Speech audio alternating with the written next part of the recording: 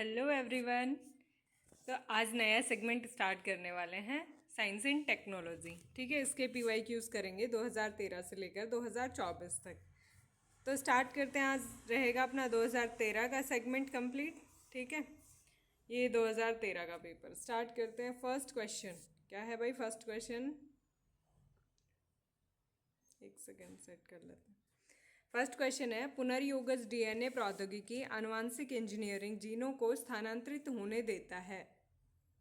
तो ये पुनर्योग recombinant DNA प्रौद्योगिकी ये टेक्नोलॉजी है, ये जीनों को कहाँ स्थानांतरित होने देता है? पौधों की विभिन्न जातियों में, बात बिल्कुल सही है। जंतुओं से पौधों में, ये बात भी बिल्कुल सही है। सूक्ष्म जीवों से उच्चतर जीवों में, ये बात भी सही है। मुझे ऐसा लगता है इसमें तीनों के तीनों आएंगे और आंसर तीनों हैं। पढ़ते हैं इसके बारे में। पुनर्योगज डीएनए प्रौद्योगिकी आनुवांशिक इंजीनियरिंग किसी विदेश बाह्य डीएनए को जीनोम में प्रवेश कराने की प्रणाली है। इस वांछित जीन के प्रवेश के माध्यम से वांछित उत्पाद प्राप्त किया जा सकता है। इसके विभिन्न चरण आनुवंशिक सामग्री का अलगाव, मान्यता स्थलों पर जीन काटना, पॉलीमरेज चेन रिएक्शन के माध्यम से जीन प्रतियों को बढ़ाना, डीएनए अणुओं का बंधन और मेजबान में पुनः संयोजक डीएनए को प्राप्तकर्ता होस्ट सेल से जोड़ा जाता है। तो भाई ये डीएनए टेक्नोलॉजी होती है, ये रिकॉम्बिनेंट डीएनए टेक्नोलॉजी होती है। इसके अंदर जैसे ये एक सेल होती है, इस सेल से इसका ये प्लाज्मिड डीएनए रिमूव करा जाता है। ये प्लाज्मिड डीएनए गोल गोल होता है, इसको रिमूव किया, इसके इम्पॉर्टेंट स्पेसिफिक एंजाइम से इसको काट के और इसका कुछ जीन सेपरेट कर दिया जाएगा। और वो सेपरेट जीन इस तरह यहाँ पर दूसरी सेल होती है, इस दूसरी सेल के डीएनए को निकालते हैं और इस डीएनए को भी स्पेसिफिक के जीन उससे क्या बोलते हैं एंजाइम से काटते हैं।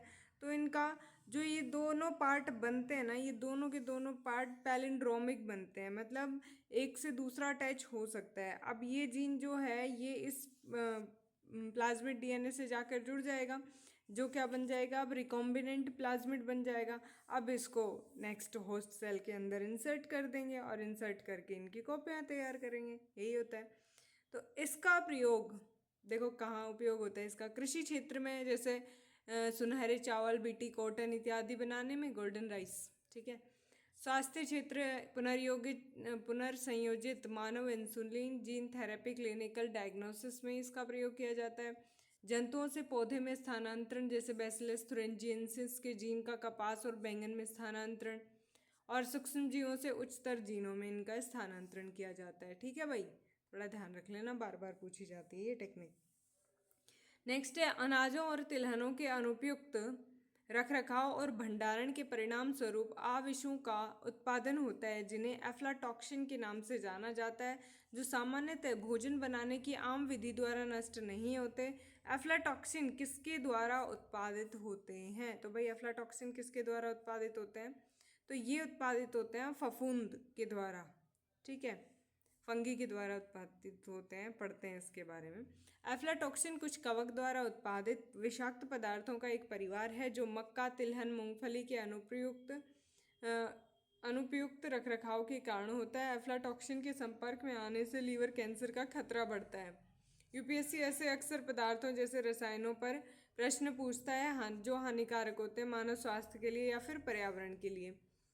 इस प्रश्न में कॉमन सेंस भी काम करेगा, क्योंकि हमारे दैनिक जीवन में हम देखते हैं फफूंदी किस प्रकार से भोजन पर लगती है, और आपने जीवाणु और विषाणु से तो ऐसा नहीं देखा होगा। जीवाणु, बैक्टीरिया सूक्ष्म एक कोशिकीय जीवित जीवों का एक विशाल समूह है। इन सूक्ष्म जीवों को प्रोकैरियोट्स कहा जाता है, क्योंकि उनके पास नाभिक की कमी होती है, यानी न्यूक्लियस की कमी होती है। इनमें डीएनए का एक गोलाकार आकार एकल गुणसूत्र होता है, जो साइटोप्लाज्म के भीतर पाया जाता है। उसके चारों तरफ भी कोई झिल्ली वगैरह नहीं मिलती। बैक्टीरिया की प्रजनन की क्रिया बैक्टीरिया में प्रजनन की प्रक्रिया का तरीका यौन और अलैंगिक दोनों प्रकार का होता है, लैंगिक और अलैंगिक। अधिकांश बैक्टीरिया बाइनरी विखंडन द्वारा, मतलब ये बैक्टीरिया है दो पार्ट्स में डिवाइडेड हो जाएगा तो ये बाइनरी विखंडन हो जाएगा, इसका प्रयोग करते हैं। जीवाणु को कृत्रिम संश्लेषित माध्यम में संवर्धित किया जा सकता है, बात बिल्कुल सही है। बैक्टीरिया छोटे और एकल कोशिकीय वाले होते हैं, लेकिन वे जीवित जीव होते हैं जो प्रजनन के लिए मेजबान कोशिका पर निर्भर नहीं करते हैं। यही विषाणु भाई प्रजनन करने के लिए दूसरी जीवित कोशिका की उनको नीड होती है। हमारी आंत्र में कई बैक्टीरिया मौजूद होते हैं जो पाचन में मदद करते हैं और हमारे शरीर को हमलावर रोगजनकों से बचाने में मदद करते हैं, जैसे प्रोबायोटिक। जीवाणुओं के विशेष अनुप्रयोग जिनमें जैव ईंधन, जैव कीटनाशक आदि के उत्पादन में खाद्य पेय उद्योग, दवा उद्योग आदि शामिल हैं। अन्य जानवरों और पक्षियों की तरह बैक्टीरिया भी एक दूसरे के साथ विद्युत संकेत भेजकर संवाद करते हैं। बारिश की गंध भी मिट्टी में मौजूद ग्राम पॉजिटिव बैक्टीरिया के एक निश्चित समूह के कारण होती है। हेटरोट्रॉपिक बैक्टीरिया या हेटरोट्रॉप कार्बन के सेवन से अपनी ऊर्जा प्राप्त करते हैं, अधिकांश मृत कार्बनिक पदार्थों को अवशोषित करते हैं। ऑटोट्रॉपिक बैक्टीरिया, हेटरोट्रॉपिक बैक्टीरिया तो क्या कर लेते हैं भाई, कार्बनिक या कार्बन के सेवन से अपनी ऊर्जा प्राप्त करते हैं मृत कार्बनिक पदार्थों से। ऑटोट्रॉपिक बैक्टीरिया ये या तो अपना भोजन स्वयं बनाते हैं प्रकाश संश्लेषण द्वारा, सूर्य के प्रकाश, पानी और कार्बन डाइऑक्साइड का उपयोग करके। इसका एग्जाम्पल भाई ऑटोट्रॉपिक का साइनोबैक्टीरिया। वायरस एक छोटा संक्रामक कण है जो केवल एक मेजबान कोशिका को संक्रमित करके ही पुनरुत्पादित कर सकता है। मतलब जनन ये तभी कर सकता है जब ये किसी जीवित कोशिका के अंदर उपस्थित होता है। फिर नेक्स्ट है, इन्हें गैर कोशिकीय कहा जाता है क्योंकि इनके पास कोशिका संरचना नहीं होती बल्कि केवल आनुवंशिक सामग्री होती है। मतलब इनके पास खुद की कोशिका नहीं होती, सिर्फ और सिर्फ ये अपना जेनेटिक मटेरियल लेके घूमते रहते हैं। वे स्वयं बिना मेजबान के प्रजनन नहीं कर सकते। वे अपने लगभग सभी जीवन निर्वाह कार्यों के लिए परपोषी कोशिका पर निर्भर करते हैं। विषाणु प्रोटीन का संश्लेषण स्वयं नहीं कर सकते, इनका कृत्रिम संश्लेषण नहीं किया जा सकता है। ओके ठीक है भाई। वे जीवित जीवों के रूप में कार्य करते हैं जब वे एक मेजबान जीव या कोशिका में मौजूद होते हैं, अन्यथा वे निर्जीव जीव हैं। वे विषाणुओं में न्यूक्लिक एसिड से बनी आनुवंशिक सामग्री एक जीनोम होती है। वायरस या तो आरएनए डीएनए का उपयोग कर सकते हैं जो दोनों न्यूक्लिक एसिड के प्रकार हैं। विशेष रूप से डीएनए और आरएनए। वायरस हमेशा जीवित कोशिकाओं के समान आनुवंशिक कोड का उपयोग करते हैं। वायरस लगभग किसी भी प्रकार के मेजबान जैसे जानवर, पौधे, कवक, बैक्टीरिया आदि को संक्रमित कर सकते हैं जिनमें जीवित कोशिकाएं होती हैं। कवक एक परपोषी यूकेरियोटिक जीव है इसमें मोल्ड और यीस्ट जैसे सूक्ष्मजीवों के साथ साथ मशरूम भी शामिल कर सकते हैं। कवक बहुकोशिकीय और एक कोशिकीय दोनों हो सकते हैं।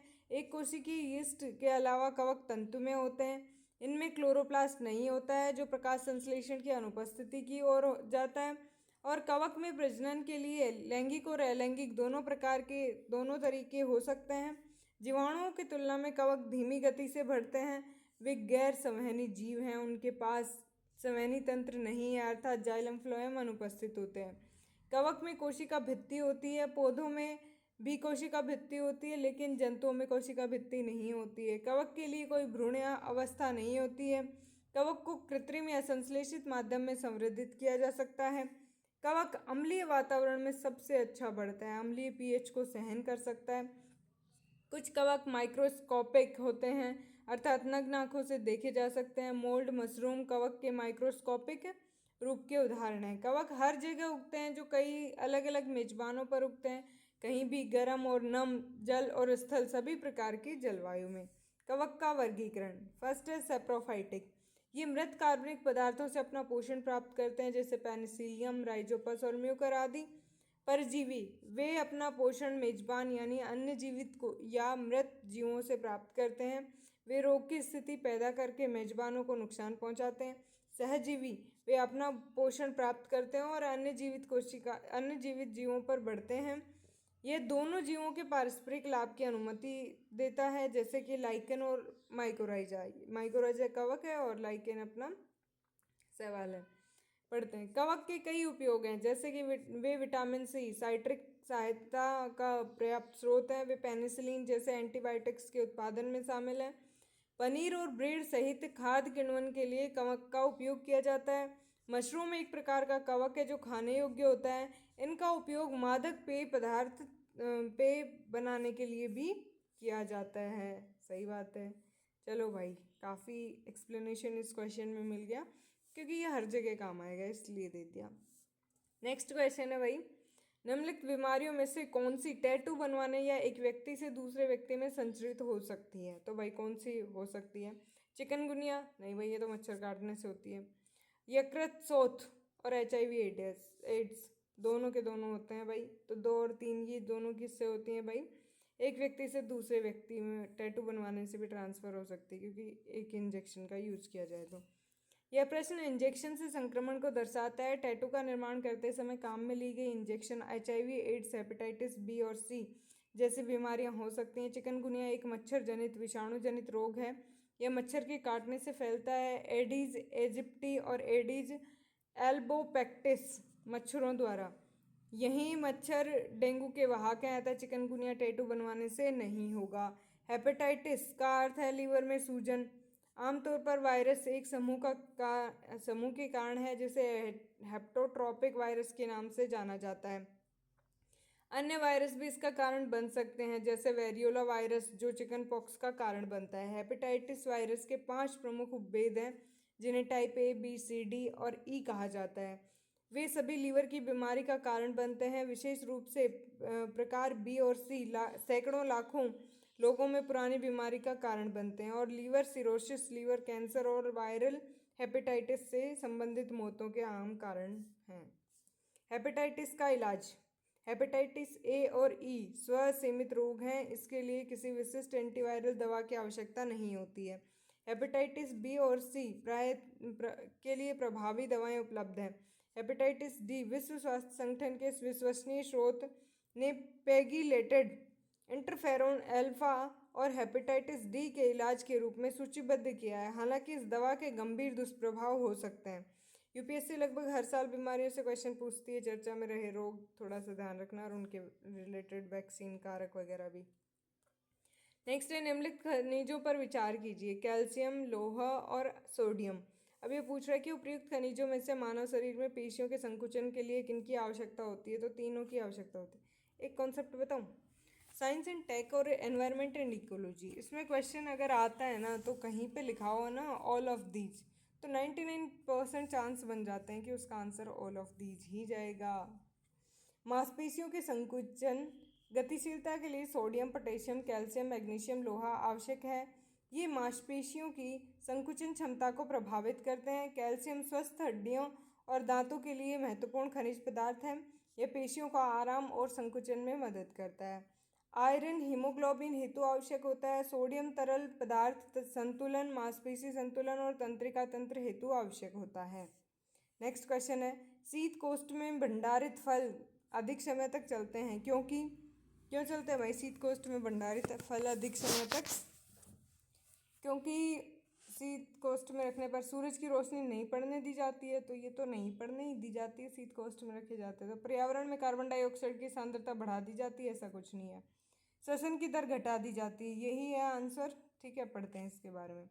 फलों और सब्जियों को लंबे समय तक ताज़ा और सुरक्षित रखने के लिए उन्हें कोल्ड स्टोरेज में रखा जाता है, क्योंकि खाद्य पदार्थ तापमान, आर्द्रता, यहाँ तक कि गैसों के संपर्क में आने पर भी खराब हो सकते हैं। भोजन को खराब करने वाले बैक्टीरिया कम तापमान पर या तो मर जाते हैं या निष्क्रिय हो जाते हैं। कोल्ड स्टोरेज में ऑक्सीजन की कमी से सूक्ष्मजीवों के श्वसन की दर कम निष्क्रिय हो जाती है और वो मर जाते हैं। श्वसन दर कम हो जाती है। ठीक है, ध्यान रहे कोल्ड स्टोरेज में आर्द्रता, पानी की मात्रा को भी नियंत्रित किया जाता है।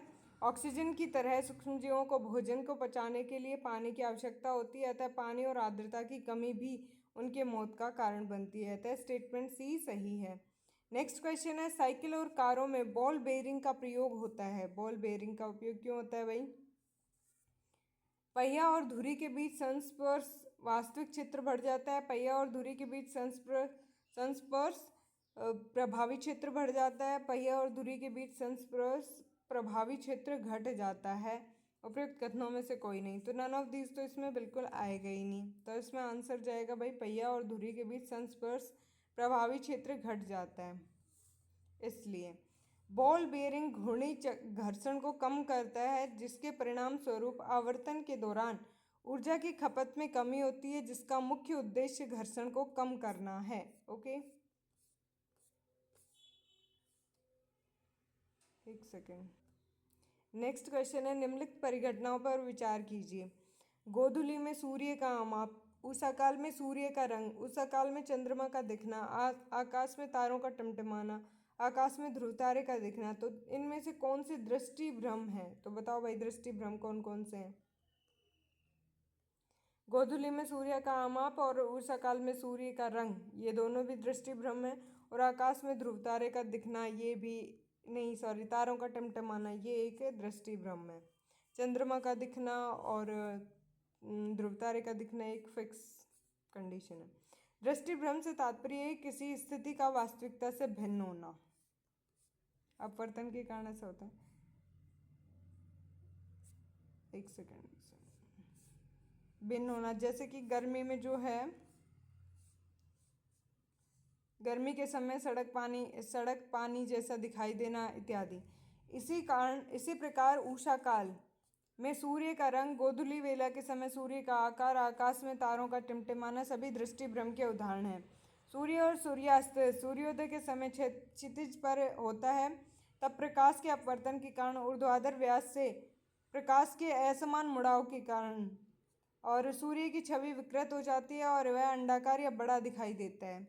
सूर्य का रंग सुबह, दोपहर, शाम के समय अलग अलग होने के कारण सूर्य के प्रकाश का वायुमंडलीय धूल कणों इत्यादि से टकराकर फैलने पर निर्भर करता है। जैसे सूर्योदय और सूर्यास्त के समय सूर्य क्षितिज के निकट होता है, जिसके कारण प्रकाश की किरणों को वायुमंडल में अधिक दूरी तय करनी होती है। अतः सफ़ेद प्रकाश 7 रंगों का समूह को अधिक व्यवधान का सामना करना पड़ता है। नीला और पीला रंग अधिक बिखर जाता है, जबकि सूर्य लाल और ऑरेंज दिखाई देता है। वहीं दिन के समय किरणों को कम व्यवधान का सामना करना पड़ता है, सूर्य का प्रकाश नीला दिखाई देता है। तारों के टिमटिमाने का कारण भी प्रकाश का अपवर्तन है, क्योंकि वायुमंडलीय घनत्व में अंतर के कारण सीधे न आकर जिगजैग पथ पर हमारी आंखों तक पहुंचता है। प्रकाश के अपवर्तन की घटना तब संपन्न होती है जब प्रकाश की किरण एक माध्यम से दूसरे माध्यम में प्रवेश करती है।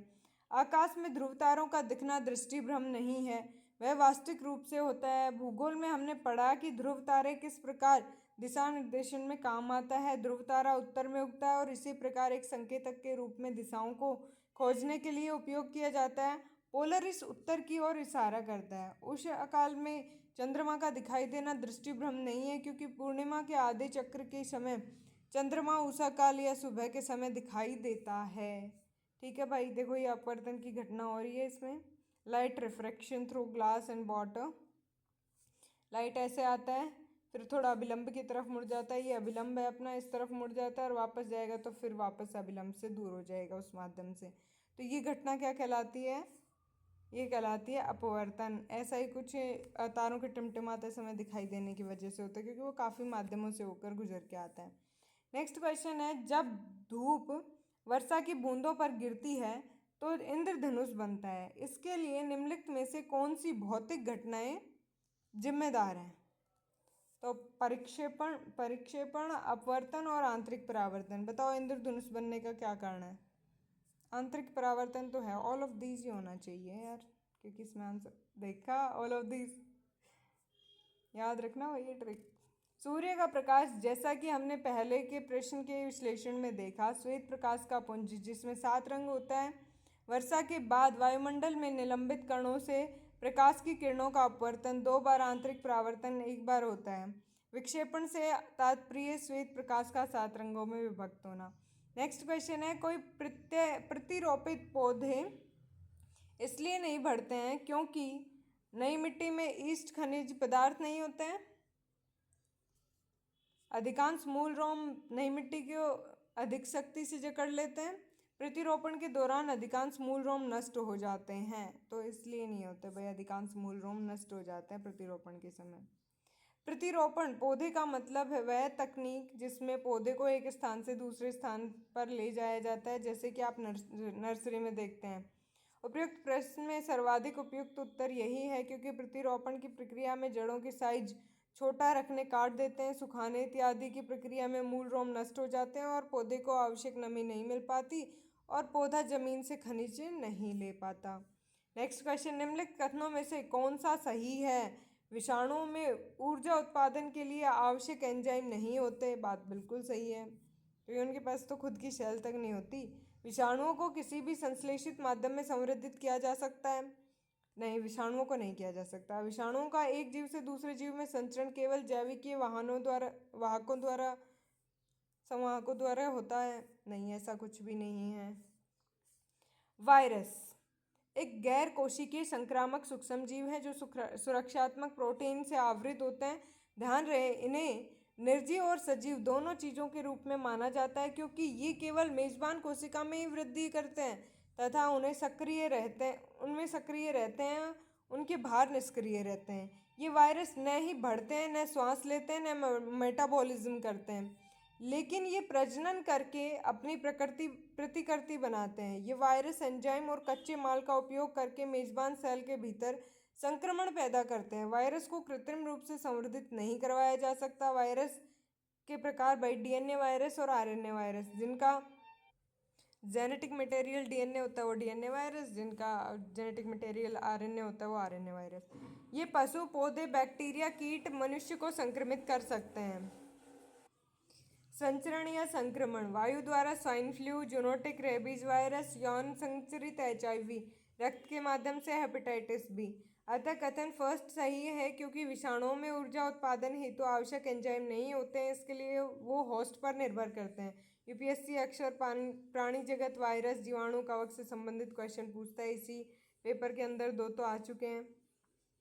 नेक्स्ट क्वेश्चन है, प्रकृति के ज्ञात बलों को 4 वर्गों में विभाजित किया जा सकता है, जैसे कि गुरुत्व, विद्युत चुंबकत्व, दुर्बल नाभिकीय बल और प्रबल नाभिकीय बल। इनके संदर्भ में निम्नलिखित कथनों में से कौन से सही नहीं है? तो गुरुत्व चारों में से सबसे प्रबल है? ऐसा कुछ नहीं है। विद्युत चुंबकत्व सिर्फ विद्युत आवेश वाले कणों पर क्रिया करता है, ये बात बिल्कुल सही है। दुर्बल नाभिकीय बल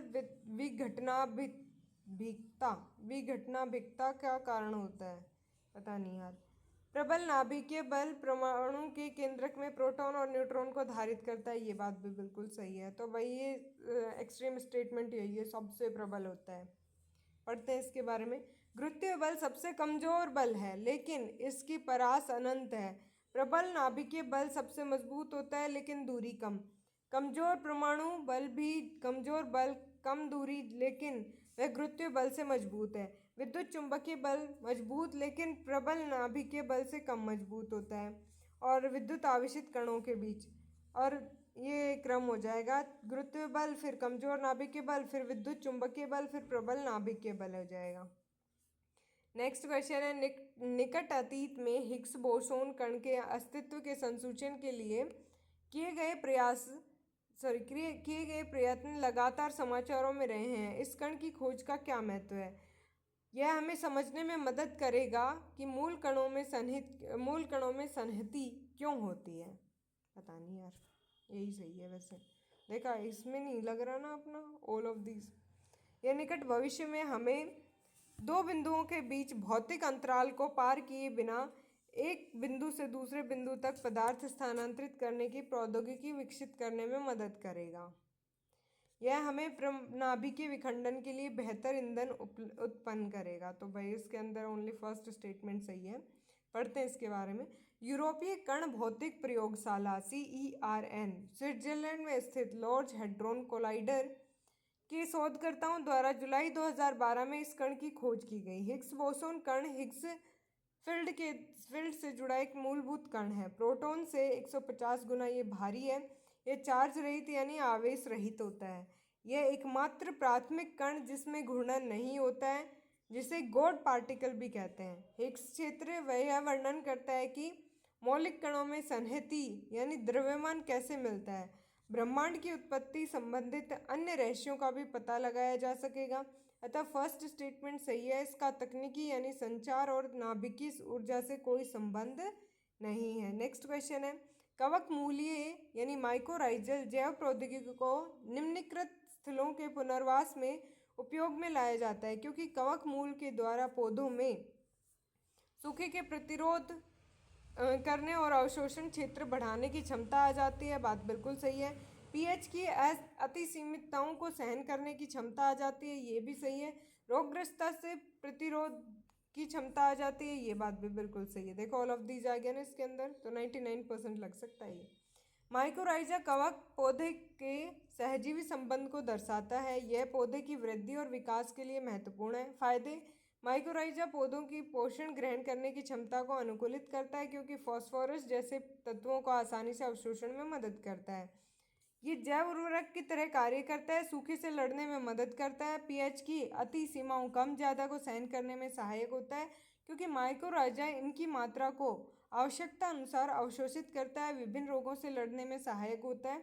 ऐसे सूक्ष्मजीवों पर यूपीएससी अक्सर क्वेश्चन पूछती है। मनुष्य के जीवन को आसान बनाते हैं, जो कृषि और स्वास्थ्य विभिन्न क्षेत्रों में मनुष्य के मददगार होते हैं। तो ये हो गया अपना 2013 का पेपर। इसमें मोस्टली रोग रोगाणु आए, विषाणु आए, अपने पास फंगी काफ़ी पूछी गई हैं, और एक ये हिग्स बोसोन खोज कणों की खोज पूछी गई है। तो और अपवर्तन प्रावर्तन की घटनाओं की वजह से क्या क्या इफेक्ट पड़ रहे हैं वो चीज़ें पूछी गई हैं। तो ऐसे ये पेपर प्रिपेयर किया गया है, काफ़ी अच्छा पेपर था 2013 का। नेक्स्ट पेपर करते हैं नेक्स्ट वीडियो में। बुक लेना चाहो तो धर्मेंद्र जी जाखड़ सर की बुक है, काफ़ी अच्छी है, काफ़ी अच्छे से उन्होंने एक्सप्लेनेशन दे रखा है। बस okay, bye bye, take care.